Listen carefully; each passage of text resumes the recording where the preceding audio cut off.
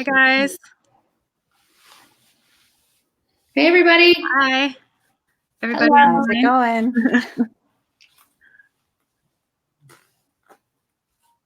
Are we live? Are we good? Hi, everybody. Hey, Aeleise. Hey, Aeleise. Can you guys hear us on Facebook? Give us a wave or a like. Yep. So let us know in the comment section who are you? Where are you from? Who's here over on Facebook and YouTube? I see some people. I see some stylist friends. Hey, guys. There you are. Yeah. Hey. Hey, hi, Morgan. Morgan, Jody, Sharon, Emily, Jessica. Hey, guys. All right. So, All right. Stephanie, you want to start us off? Yeah. So first of all, thank you for being here. I want to introduce us a little bit, and we'll jump right into the discussion. My name is Stephanie, and I'm the founder, publisher, and editor-in-chief of Curl Magazine. My background is not as a stylist, but as a journalist and as an editor. And so when I created the magazine, it was really important to me to bring on people who knew hair and knew curly hair. And so the other 4 women you're seeing here is our 2020 Stylist Panel. And I will sort of tell you who they are and how they got here. Michelle is the owner of Salon Aficionado in Orange County, California. Gina owns the Cultivated Curl in Sacramento, California. Is that right?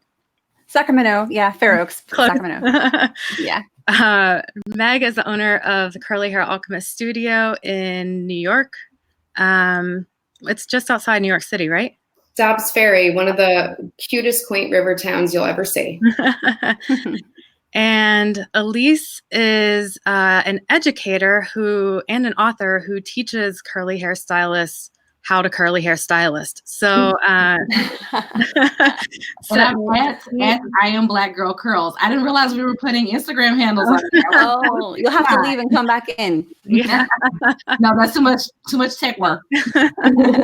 Yeah, so we've really been leaning on these 4 women and their knowledge in the magazine because there's so much out there online, as you know, and it's really hard to wade through all of it and to know what's true and to know what's right. And so the magazine is trying to cut through all of that with knowledge from experts and bring it to you in one place. And so we are here tonight to talk a little bit about something that's been happening in the curly hair community. I'm sure most of you have seen it, but there have been some reports about one of the big curly hair brands, DevaCurl, and some people are reporting that they are experiencing hair loss from using these products, and other people are saying that it has kind of messed up their hair and their scalp. And so we, as a magazine, do not have a position one way or another on this. We are just here to talk to experts and hear what they're seeing and what they're experiencing, and to try to just help bring some truth to the conversation around this. So feel free to drop your questions in the comments, and we'll try to get to some of those. I know some of you put them on Instagram and Facebook earlier, and we have some of those. So I think we're just going to kick it off with letting each of the panelists tell a little bit about kind of what they're seeing in this conversation, what they've experienced with their clients, and just kind of where they stand right now. And then we'll jump into some of the questions. So Gina, you want to get us started? Yeah, sure. Gina from the Cultivated Curl.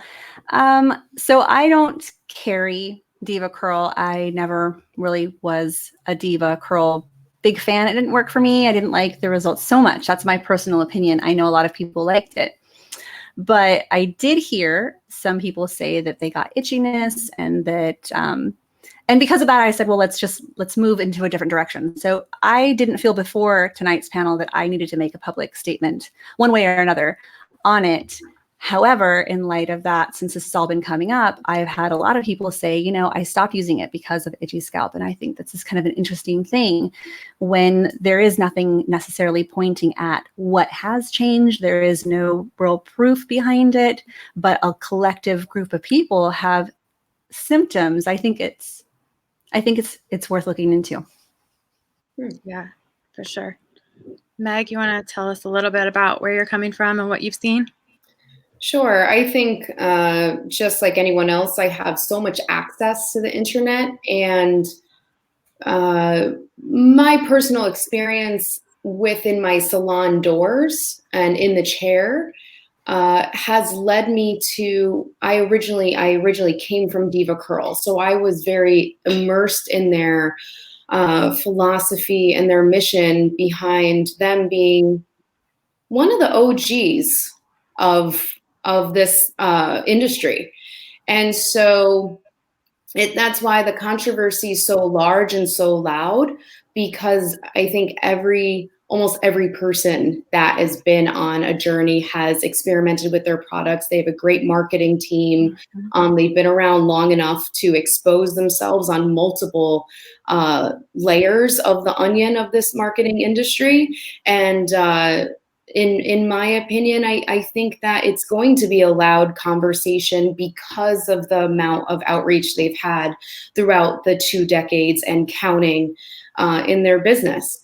To see the outburst, I'm going to call it, because it's bursting, right? It's like it's happening. I think that there's a loud voice of consumers saying, yes, I am experiencing something, and a very, very large group of people saying, not me. So that's why I think there's just that's why we're calling it the controversy. It's when 2 groups are in very clear black and white disagreement. And so it's very hard to scale the spectrum. And I think what I've been really admiring online, one is our community, the expert professionals in our field have been coming out saying something. If you haven't made a post, you've made a video. If you haven't made a video, you're talking to your clients, which is a bigger impact, right? Because hairdressers we're healers and we touch people immensely. But I think what's nice too is that there's been some YouTube videos from dermatologists and some biochemists that I've been catching as well. So I'm kind of really enjoying the spectrum of this conversation that this controversy has brought out into the light. So I'm learning a lot. So yeah. I think that's great. Cool. Yeah. Aeleise, you want to jump in? Tell us what you're seeing and experiencing. All right, so a little background on me. I have been a Diva stylist since 2011. So I took my first Diva class in September 2011.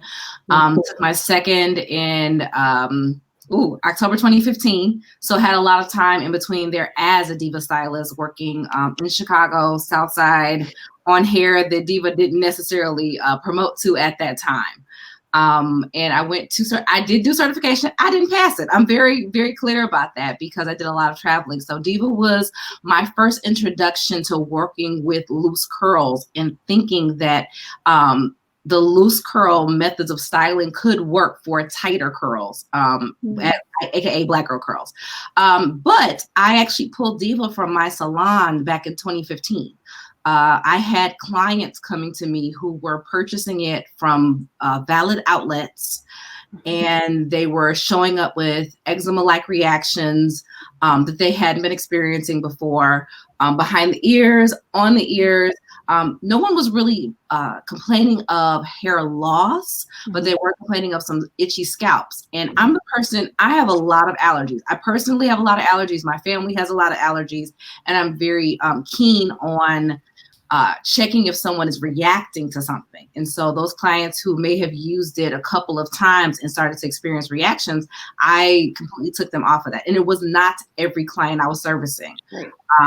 And this was back in 2015 when this was not a big issue. My clients also were not exclusively using no poo because, to be honest, the no poo movement never made sense to me. It does not make sense for the majority of Black women. We shampoo our hair once a week, maybe once a week. definitely by every 2 weeks. So using something that did not cleanse and you're exposed to environmental debris, body excretions, life itself, did not make sense to not use something that did not cleanse. That's not how the product was even recommended to be used. It was recommended to be used daily, every other day, maybe every second day or every third day.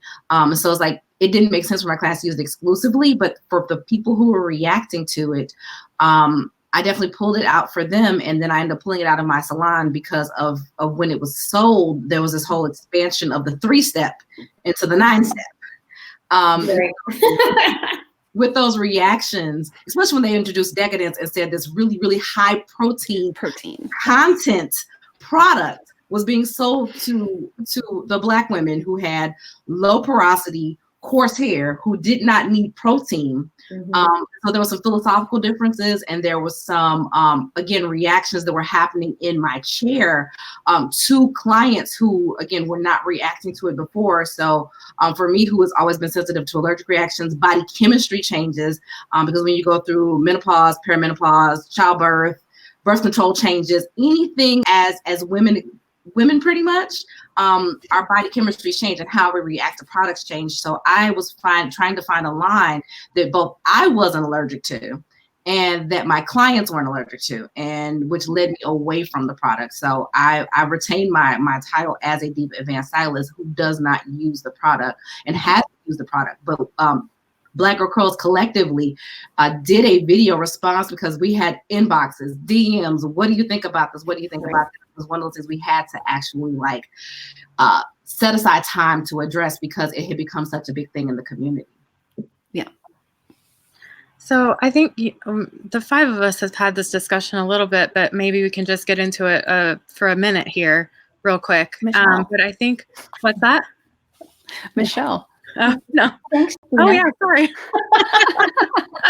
Michelle, why don't you tell us what you think? Okay. I think everybody really wrapped things up pretty well, but I myself as well started my curl journey with DevaCurl. I personally, like Aeleise, have a lot of allergies.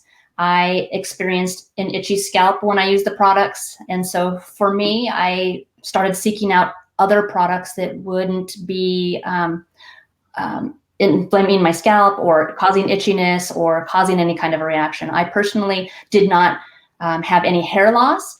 And I'd say the vast majority of my clients have not had issues with DevaCurl. With my personal journey, I tend to take my clients on that personal journey. And as I learn new things and learn about sourcing different ingredients and finding healthier product lines, once I learn something, I can't unlearn it. So I carry that truth with me through my journey. And on that note, I've sought out other products, like the majority of us. Yeah. Yes. So I think before I almost cut Michelle out of the conversation, Okay. The 5 of us have discussed this a little bit, but let's talk for just a minute about co-washing. And because that's really, I think, kind of where DevaCurl got started with the no poo. And that while I have seen discussion around all of the products being an issue, I think that one is sort of at the center of it. And so let's talk for a minute about co-washing. Is that, well, we actually answered this question in the magazine, but we'll talk a little bit about it here. But the question in the magazine was, is that the end all be all of washing or not? Should we be using a lathering cleanser or just co-washing? And if you're not familiar, co-washing is washing conditioner only. So you're not using a lathering shampoo. It's just sort of vigorously massaging your scalp with a silicone-free conditioner to cleanse your scalp and your hair. So if you guys want to jump in and say a little bit about co-washing and whether or not that's something you would recommend. So is it the question of to co-wash or not to co-wash, or does anybody really know how to really wash? I think both of those are good questions. Or Which one do you want? The washing world. I mean, Yeah. by a show of hands, how many of us co-wash only at the salon? Yeah. So, So there's your answer. what's our individual take on that? Like 1 or 2 sentences. Like, how do we just bite-sized pieces, right? Yeah, why don't you co-wash only at the salon? And if you were going to explain to someone how to do it, what would that look like? So I honestly, this is from a co-wash because I had cleansed my hair a few days before getting it cut, and after the cut it did like completely exploded my haircut, I had to restyle it.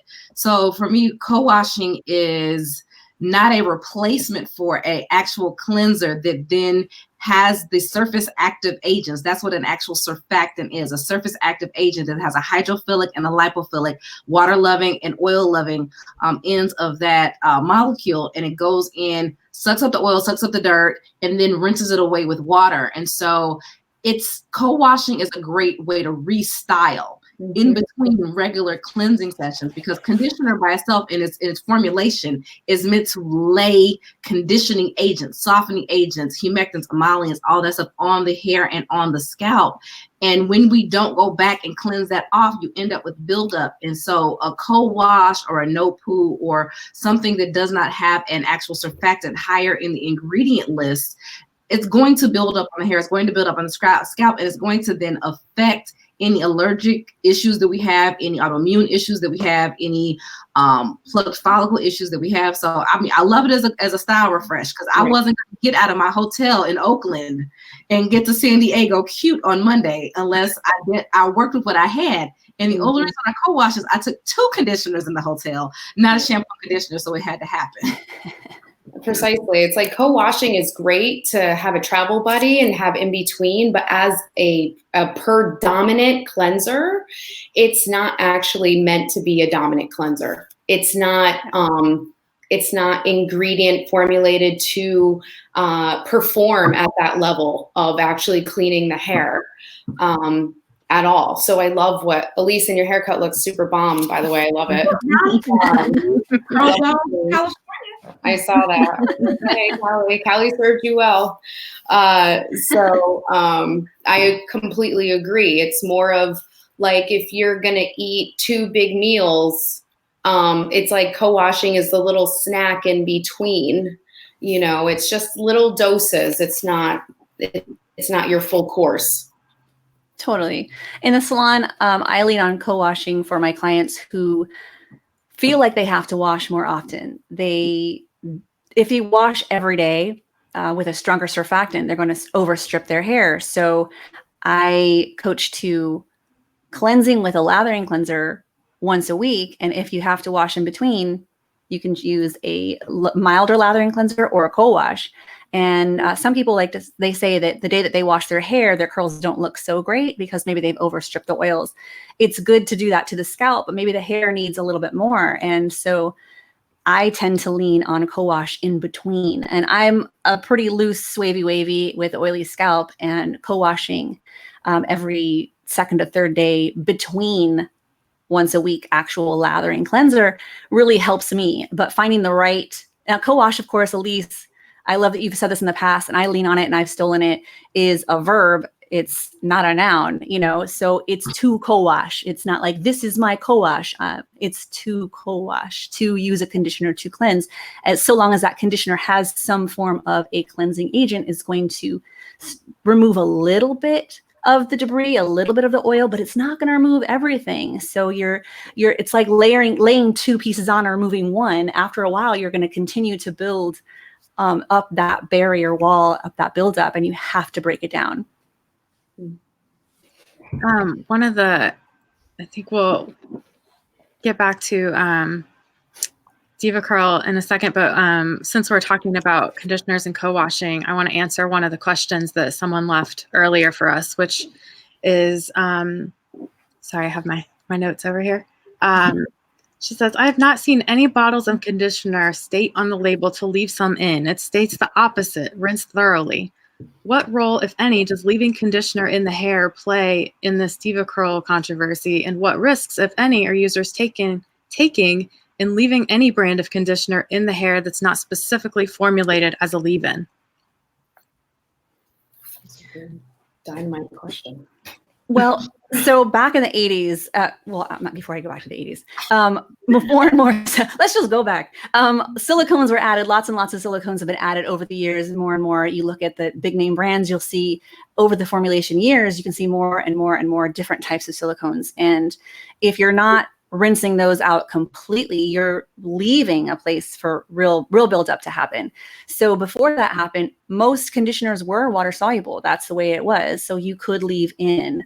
I remember I grew up in a salon, so I'm second generation stylist and been around products. And there was a product called Brocado back in the day. I'm sure it's still around, but they actually taught to same exact thing that you're hearing now with curly products.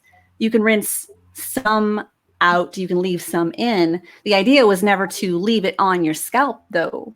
So the idea is to kind of fill in some porosity, to give a little bit of weight to the hair. It's kind of like a first layer styling product if you want a little bit more weight and more definition in the hair underneath something else, but that's not always necessary. Any other? That's all. Yeah, that's great. I want to add too. It's all about the look that you're going for. Yeah. You know, we can all relate to this. Our clients are based off of different needs and desires, and we deliver that to them. We all have different people who sit in our chair, very different demographic. We live in different places of the country. And so there's just a very big discussion on lifestyle, really, what you're trying to achieve, and not one size fits all with whether to leave in or whether to rinse out. Again, it just goes back to your basics on who you want to project yourself in the world to be, and also where your hair is established currently in this moment. And that's why your curl professional is going to guide you to what is next. And maybe that general rule of leaving in conditioner is just probably never going to be for you, and that's okay. Yeah, the whole leaving in conditioner thing never actually made sense to me. So the first time I ever had a wash and go, it was done at Diva by Vita. I'd never thought I had wash and go hair. I thought I was going to be twisting out forever and never. I had a huge, like my fro was like this big. It was cute, but New York humidity got to it. And did a wash and go on me and left all the conditioner in, because on tighter texture hair, you're supposed to leave all the conditioner in and then seal it up with gel. Well, my hair was cute and it felt like crap. And the whole leaving conditioner in on tighter textures never quite made sense to me, because the texture itself, the surface texture of the hair, has enough texture to actually hold on to that gel. What my business partner Aisha and I have found that we realized in working with silkier hair that sometimes that leaving a little bit of that conditioner in gave just enough resistance for that gel to hold on to. But tighter textures, coarser surface textures, didn't necessarily need that layer of something. There's also a misconception that conditioner equals moisture. Conditioner helps. It has a pH. It's a lower pH than the shampoo that cuticle raises up a little bit to let water in, cleanse off in the shampoo cleansing process. The conditioner is a lower pH that comes in and closes that cuticle around any water that has gotten in there and smooth it out. And when you rinse out a quality conditioner, it's going to already leave behind humectants and emollients. Humectants are the ingredients that suck in moisture and they retain moisture that's already in the hair, and moisture meaning water. And then the emollients are there for lubrication and softness of feel. And so when you're using a quality conditioner, you're going to have that whether you rinse it all out or not. And again, it's not supposed to have been left on the scalp. I also want to say something, just because this is me, y'all know I'm a little controversial, but I do want to address in the comment section. Linda Silva is talking about the positive benefits of DevaCurl. I love a good one conditioner for a 5-hour detangling session, which I've had in the salon, when you really have some crazy, amazing tangles. But Jessica Guster actually really asked a great question. If you have 4 stylists who are trained with these products, who grew up in the curly world, who've been doing this more than a short amount of time.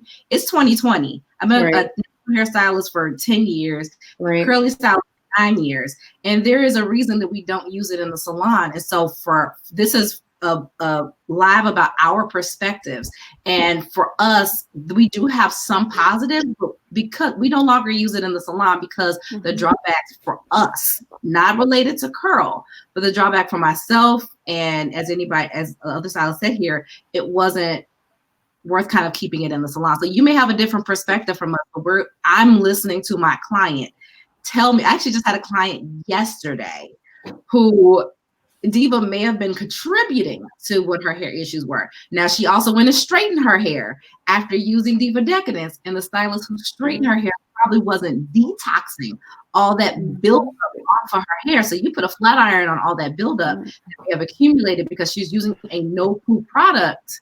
You've got heat damage. And so, but see, people don't know that either. Huh? Sorry, people don't know that either. This is like in the consumer world, they don't know that. That's to us, we're all shaking our heads like this, like, oh, ooh, ooh, ooh, ooh. But that's on the professional end. We know that's a bad idea. But the consumer generally doesn't really understand.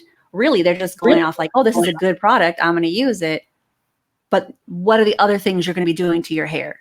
And making good choices for the hair health of your hair, that's probably not it. Yeah. Michelle, do you want to say anything? Because I wanted to say something, but I wanted to give you the floor. You can go ahead. Go ahead. There was a woman who came in my salon the other day, and she was saying that she feels that there is an effect from a DevaCurl product. She stopped using it. She wasn't 100% sure. The best solution I could give her is to pull any sort of tool out I could use, but mostly my tools are in my services. And so I offered her to book a service with me that was compatible to solutionizing the problems that she was expressing with me, which was basically her curls were changing. She feels like her hair is much looser. There are two basic questions that anyone can ask themselves, which is, when was your last proper haircut, and how often are haircuts in between haircuts, right? So it's not to say that there can't be a chemical reaction, because what Aeleise was saying with that buildup, and then you put a 450-degree flat iron on top of that, you now have a basic biochemistry reaction, something we've all learned in chemistry class, right? So you put heat on anything, you turn it into a gas, you have actually changed the structure of something.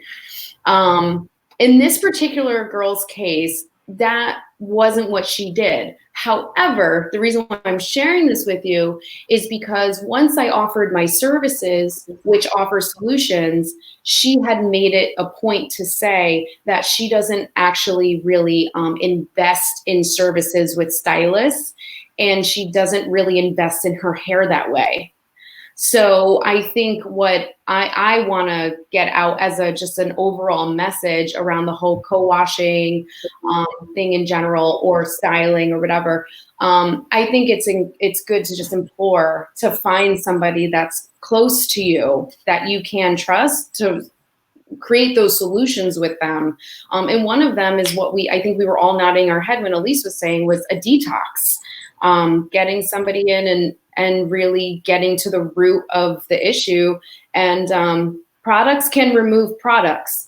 And real quick, I just want to say one thing too, is that, 20 to 25 years ago, we were on only one side of the spectrum of sulfates only, drying only, removing only, right? Which is why we had so many needs not met.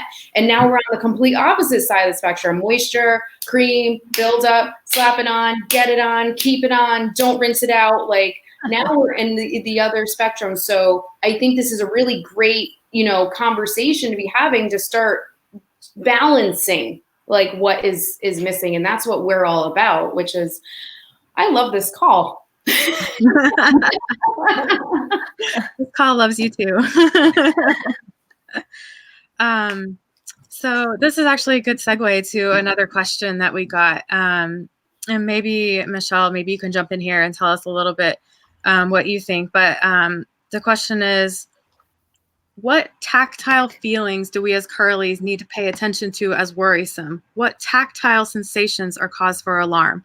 So when you're working on someone's hair, what are you literally feeling in your hands that cause alarm for you? And what should they be trying to feel at home as far as maybe I'm having a problem, maybe my hair is too dry, maybe my hair is over moisturized, I need more moisture. What can we feel with our hands? What should we be looking for as a problem, and what should we be looking for as the solution? What does that feel like? Well, for me, one of the huge red flags is a buildup left.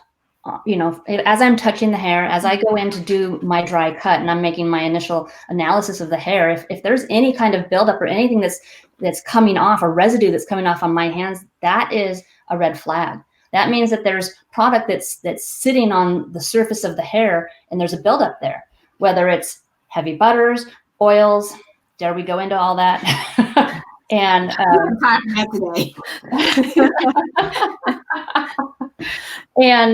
that I think for me is the biggest red flag, because that hair hydration cannot get into the hair if there's a barrier there, period. Totally. I think, though, on top of what you said, Michelle, that's exactly what I look for. I think us as salon professionals, we feel hair every day. We feel what healthy hair should feel like, but as a consumer, you only feel your hair. Like your hands aren't in someone else's wet hair. Like that doesn't happen outside of our world. So I realize that, that the person doesn't know. And so often when someone comes in with so much buildup, they really have no idea what that feels like. I feel it right away. And I go, oh, wow, I can feel some buildup in your hair. And they go, oh, you can? And I go, yeah. So, in the sink, I'm like, feel this. It almost, to me, I'll describe it. It almost feels rubbery. There's some resistance. If I try and run my fingers down the strand, it's like it goes boom, boom, boom, boom, right? Like, you guys with me? You can kind of feel that. There's a drag to the hair, and that shouldn't be there. It shouldn't be that kind of it's just a different feel. And so when we cleanse and I use more of a clarifying shampoo, we go through a detox and I go, now feel your hair. They go, oh, wow, that's my hair. And that's really surprising, especially when there's buildup and they think I'm using water soluble products. I'm using curly girl friendly products. Shouldn't it all be washing out? That's really a misconception. It truly is. Well, and on that note, Gina, I think it's a huge thing for people to realize that we spend a very large amount of time educating our clients behind the chair. There's the cut is of course, is something that we're doing, but educating behind the chair, that's the main reason that people are coming to me, because they want answers and they want truthful answers. They want to know that they're being led in the right direction. I can't tell you how many people come and sit in my chair on a daily basis and are overwhelmed by what they're learning on the internet, because they've heard from this influencer or that influencer who maybe hasn't had the same education that all of us have had. We spend so much time and so much money to get the proper education, to be able to pass that on as professionals to our clients. And I think it's really important that is the focus here, is that influencers are, for the most part, are not going to be professionals. I'm sure there are some out there that have the education, but for the most part, they are selling products. Ooh, that's something that's not really touched about, the fact that the folks who are out and forward facing and we're putting trust in are people who are being paid or maybe in kind paid to be marketers to selling the products. But back to what you were asking, Stephanie, was that what do I look to feel the hair? A lot of times I feel a lot of waxiness. I feel something that's like an artificial softness. A lot of my clients, I work with 100% of my clientele is 100% Black, not intentional. It just is. And they range from kind of loose wavy to the tightest curl. And there is this feeling that they're looking for. It's almost a greasy dry. And I have them touch their hair at the beginning of the cleansing process. I take them through the detoxing process to get all of that off their hair, because I'm getting off product buildup, sebum buildup, mineral buildup, things that they have not been using the proper cleansers, sometimes for months, sometimes for years, and have them touch it at the end. I'm also looking for water absorption, not necessarily, because we think our hair is wet sometimes. And really, the surface of the hair is wet. That water has not absorbed in. And the difference that we can tell in the hair, the way it looks, the way it feels, the way it's behaving with water is very different once we remove all those occlusive products and things off of the hair. And the hair is actually sucked up all that water. It starts to define more. It starts to have a bit more of a sheen, even if it's not shiny surface texture hair. It behaves differently. So we're looking a lot of times as stylists, we're introducing our clients to their real hair, what it feels like, what it looks like, sometimes even what it smells like.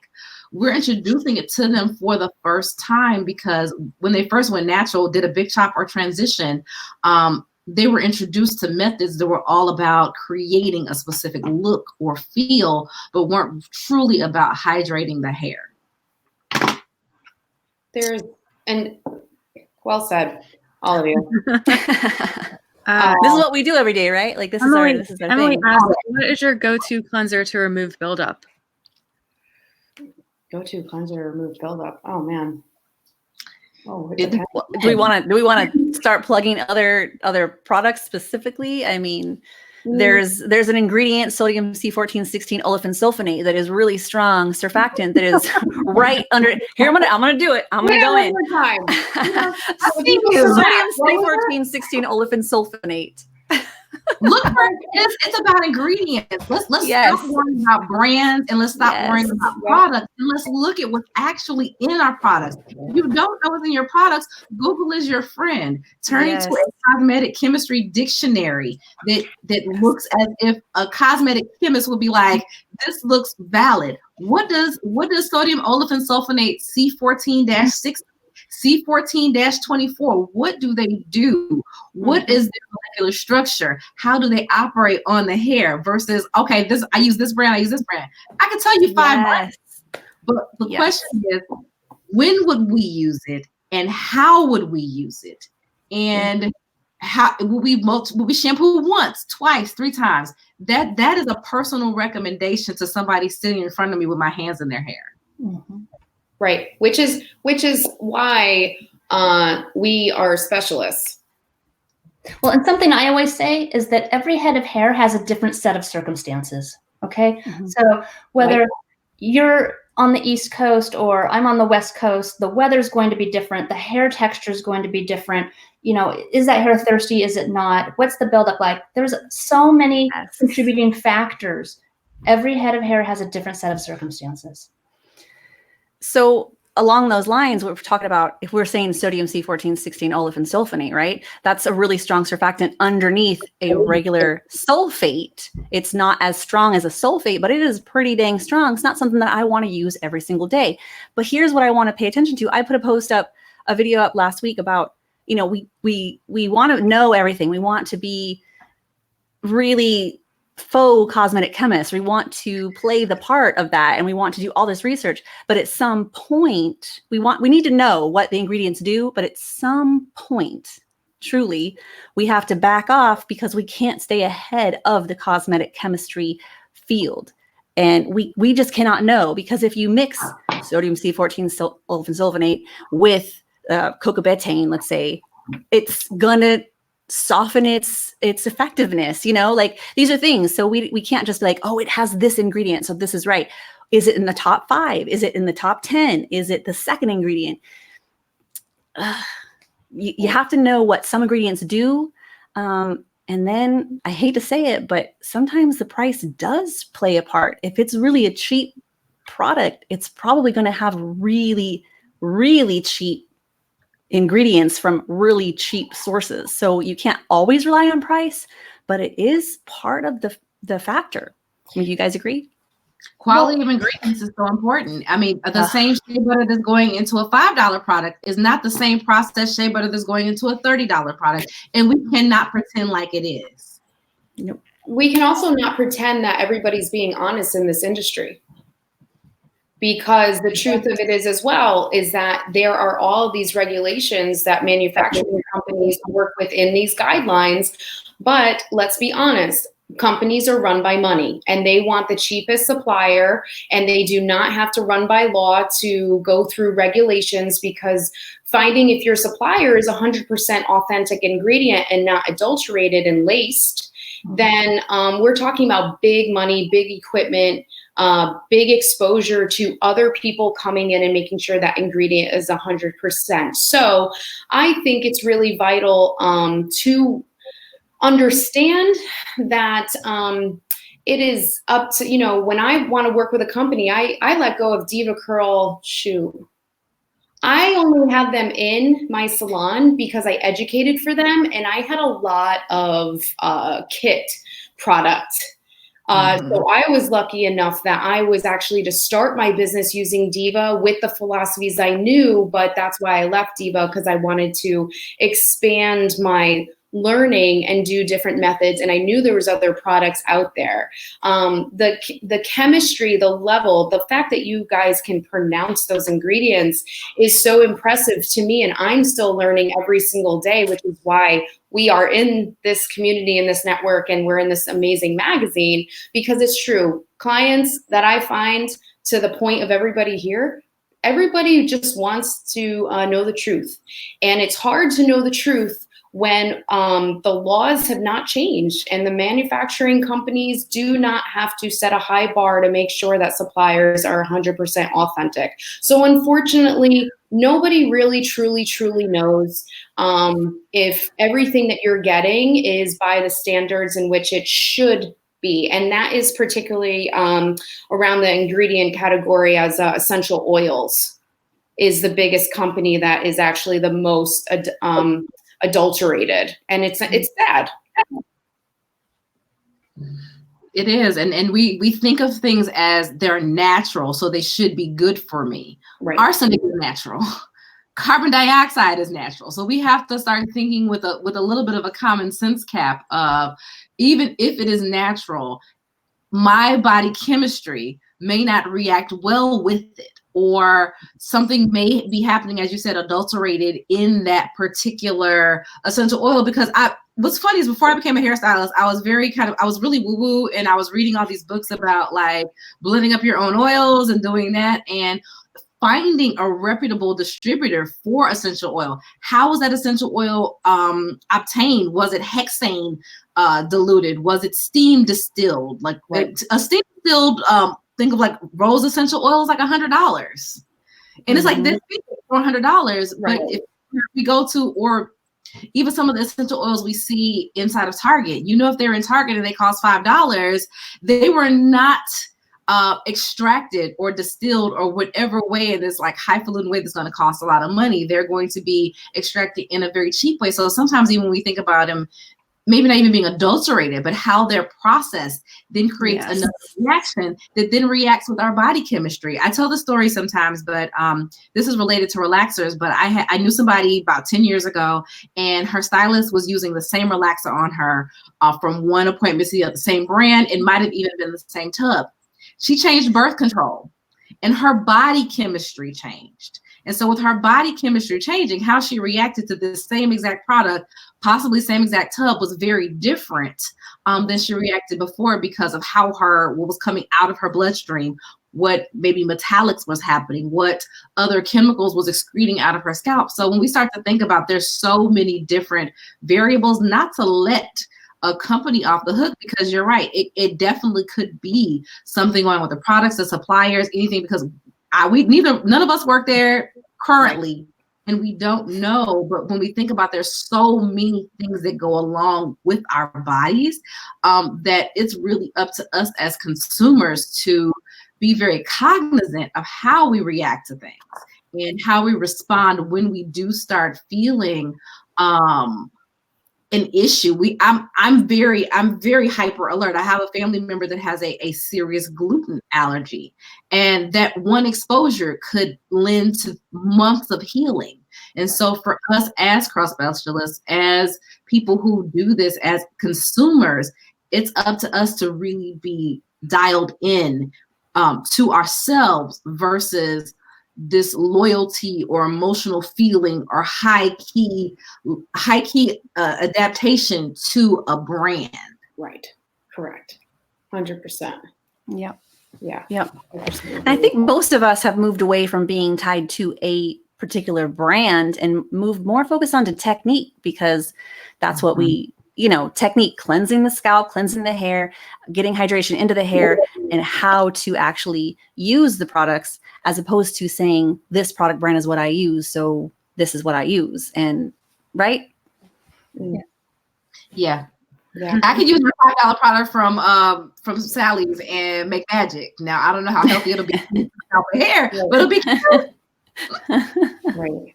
We did have some questions from people before the live stream. I'm not actually affected by the issues people have described. However, I'm always looking for a product to try. I've been using Diva for a few years and wonder what other gels I might use as a replacement for ultra defining gel. And there was another one who has been using Diva for a few weeks and said that she's been experiencing some of the symptoms that have been reported. They're basically asking what products, I guess they're wanting us to name names. So let's name some names. What product? Yeah. Well, if you don't want to, that's totally fine. I respect that. But if you're comfortable with it, what products or maybe particular ingredients would you recommend people look for if they're wanting to try something different than what they've been using? All right. So I'm not going to go into, come on guys. I'm not going to go into product naming for several reasons. One, I can't keep up with how many products are out there. Two, I only use 2 brands in my salon, and that can be seen on my website, and there's a bunch of information to read on that and why I use it. I don't want to use this call for those personal reasons. Right. So what I do want to do is I want to just support what I've always done, which is beta test and be open to changing products that are resonating with you and aren't resonating with you. One thing that I do like to teach, I've taught it on my Instagram, YouTube, I've talked to so many stylists, I learned it from so many different people, is I look at the skin, like my hand is not that far off from my scalp. So if you're having allergic reactions or if you're getting sensitive out of nowhere, I would start putting things on your sensitive areas like your wrists, the inside of your feet, the back of your ear, before you start investing in products. Be your own skin, what is it called when they bring you to the dermatologist? The patch test, right? Patch test. Predisposition test. Right. There we go. Be your own patch test. That's the first thing I can recommend specifically around this issue that this person is asking about when having allergic reactions. And I think that is going to just give you reclaiming that sovereignty for yourself of like claiming the products that are working for you. Because at the end of the day, me and everyone in here and the rest of the world can recommend every product in the world, but you won't know what's going to work for you if you're having an allergic reaction to everything and you're not testing it first for your own safety. So I want to think of your safety first, so that's what I recommend. Yeah, and I think too, just trying one thing at a time so that you can identify what's working and what's not. Because obviously, if you change a bunch of things at one time, you're not going to know what it is that is either helping or harming or what's changing that. Sorry, go ahead, Aeleise. No, I'm a very big advocate that if you're having scalp issues based upon a product, please go see a dermatologist as quick as you can. See your primary care physician. See someone in the medical field. Thank you, Brian, after you discontinue use. But see someone to understand the extent of your reaction, because again, your reaction can be this one itchy moment, and one itchy moment carries on to something else. Also realizing that manifestations of autoimmune disorders and other illnesses happen oftentimes first on the scalp. So even before we assume it's a product, getting our bodies fully checked out and knowing that we're healthy, and then getting an allergy test. I'm the person, I hate doctors, but understanding, as Meg said, what is sensitizing you? What are you allergic to?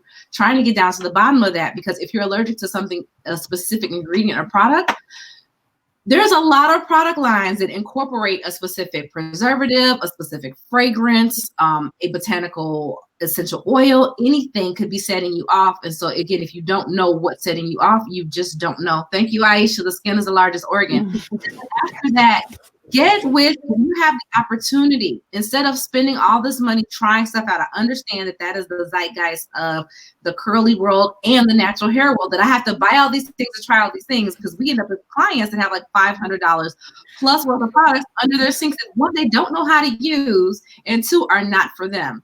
If you have a curly artist, someone who understands your specific texture, density, porosity, hydration level, all the essential elements of your hair, that you like their work, go get with them. They have a multitude of products that you could sit there in an appointment and test out everything. You can go home after maybe one section here, one section here, one section here, one section here, figure out what you like the best, then go buy those products. That investment in that service, in that cut, in that evaluation of your scalp and of your hair, and then of the detox that you're probably going to have while you're at that service, then you'll get to understand, especially when you're going to someone who is not brand specific, of what are the possibilities for you versus buying $20 gels, not knowing how to use them, not knowing in what order to use them, and then you're just like, these all suck, and they go to the back of your bathroom closet. Graveyard. Yes. Yes. Yeah. So I think we've got about 10 minutes left. So maybe let's talk a little bit about, in addition to, I do want to say, we are not giving medical advice. We are not doctors. If you are having a skin issue, please go see your doctor or dermatologist. But let's talk about the hair for a minute. For people who feel like they've been affected by products that have done damage to their hair, what steps can they take to try to get back to a place of healthy hair? First, to detox off the buildup that's there. I think all of us, we talked about this before we came on, that we've all kind of seen the videos that are out there, that there's the dermatologist video, the microbiologist video. There's a video about, I'm missing some people. There was a Diva stylist who worked at Diva in New York who moved and left away. And now she detoxed her hair for the first time she's ever done that. And her curls popped right back.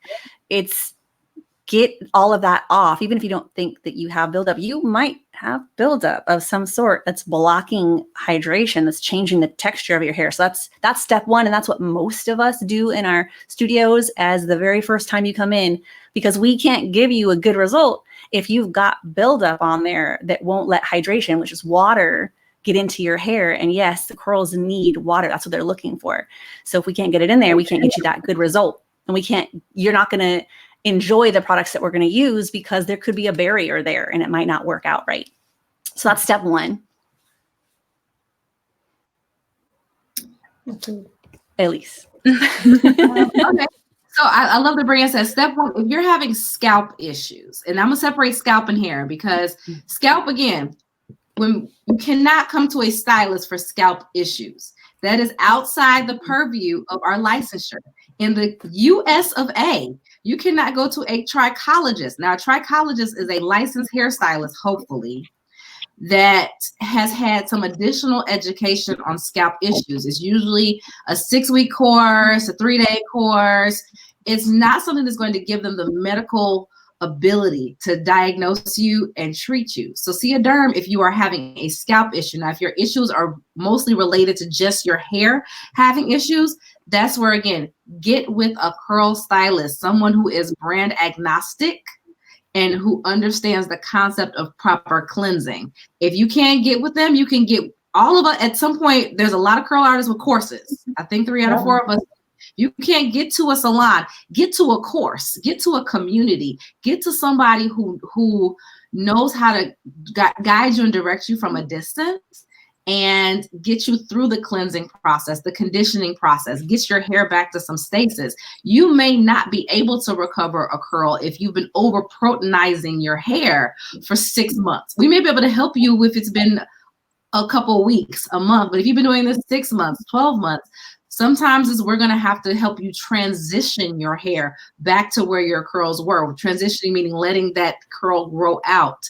But again, separating hair and scalp. Scalp issues, see a doctor. Hair issues, see a curl artist or get to a curl artist course. And then understand, once you have a fundamental understanding of hair, and if you can't get to any of those, buy a book. The Science of Black Hair, although, I mean, the title says Black Hair, it's really the science of hair with a specialty focus on tighter curled hair. Right. Get you go buy you Milady Standard Cosmetology if you absolutely have to. If you just don't want to spend no money, go buy you Milady Standard Cosmetology off of Amazon. Get a fundamental understanding of hair if you cannot get to a curl artist so that you can understand cleansing, conditioning, proper styling. No one should have more than 5 products in their conditioning, cleansing, and styling routine. And so we got to really take it away from the internet and people who are just doing things for likes and things on their own hair and bring it back to the fundamentals and start to understand why we're doing the things to our hair and then how we do the things to our hair and just keeping it simple. True that. One area that I want to mention too is listening to your gut. I think I understand we may not, people who are watching who aren't professionals, maybe you're new to it, maybe you're overwhelmed in it, whatever the case may be, wherever you are, I'm sure you're smart. And I'm sure, like Aeleise said, and like everyone else is saying, like pick up some guide of education. But if that's something you don't want to do, take a minute and just look at your selfie photos. I mean, you can really tell if your hair has changed. And I mean this wholeheartedly about just looking at yourself in the mirror, questioning yourself, being okay with checking out what professional courses offer. I'm sure, to be honest, a course is going to save you a lot more time and money to invest in it than trying to figure it out all on your own. I think what I love about being a New Yorker is like we love being right. like we love it. And I will tell you this, that you will spend more money trying to figure something out than just going to a direct source who's already done so much education for you, so much learning for you. Our job is to make your life easier, and we are also here in it, literally talking about it. None of us are sponsored to do this. None of us are getting paid. Stephanie is not taking this out of her retirement fund and paying us for our time. So I think that there is a lot of free information that us professionals give as well. But out of just pure the cheapest way, if you may, like just listen to yourself, trust your gut. Be okay if you don't want to follow the rest of the people in a lot of things, and maybe cut out the noise a little bit. Stick to maybe just 2 or 3 resources. This is a great magazine to subscribe to. There's a lot of great information there that's readable, it's downloadable. We also, Aeleise has written blogs. We have been, Gina just did her own article. Michelle's on her way to getting an article in here too, and eventually I will. But the point is that we're reaching out to other professionals and we're having these conversations, and I think we're pretty transparent about it. And no one's paying us. We earn our living by literally using our hands. So I just kind of want to reinforce, like, it's okay to be wrong and learn from your mistakes and move forward. But if it's beyond what you can repair, let us help you, let someone else help you, and trust the process. And I think that's a really good place to start. I don't know, make an appointment. Yeah. That's definitely a really good thing to do. If you have not yet seen a curl specialist, find somebody near you. And if you're worried about getting a specific type of cut or someone who's been trained in a specific type of cut, unless you have some kind of allergy or sensitivity, maybe you guys back me up on this. I'm going to say this and let me know if I'm wrong. But one time using a product, unless you have some kind of allergy or sensitivity, is not going to kill your hair. Is that correct? Yeah. Yeah, it's not gonna kill your hair one time. No, it's not going to. So if you have a cut scheduled and you're worried about somebody using products on your hair, it's probably going to be okay. But do check, because if you have an allergy or sensitivity, then that's something you want to know about. All right. We've hit just about an hour here, so I want to thank Michelle, Gina, and Aeleise and Meg for their time and their energy spent sharing with you. Make sure you go follow them. Their names have been here on the screen, and Aeleise is Hair Love Art, and I am Black Girl Curls. Is that right? Yes. Yeah. I just listed all of them graciously in the comment section because run entirely. Yeah. There you go. Do you have a few seconds for like comment questions? Just how do you find a curl specialist? You can really type in curl specialist, the name of your city. Go to Instagram, look on the hashtags, curl specialist Chicago, Chicago curl specialist. That's where they're living. If you want somebody from a specific method, go to that method's website and look at their directories. So there's so many ways to find them. Google and Instagram are our friends. They make life so much easier these days. Yeah, we have a directory at readcurl.com of curl specialists if you're interested in finding one. And you can also subscribe to Curl Magazine at readcurl.com if you're interested. We have digital and print subscriptions no matter where you are in the world. And I guess that about wraps it up. Thank you, ladies, for being here and sharing with us. I appreciate you guys. Yeah. And we will probably be talking more about this topic soon. All right. Take care, everybody. Thank you for joining us. Thanks for joining. Bye. Bye. Bye.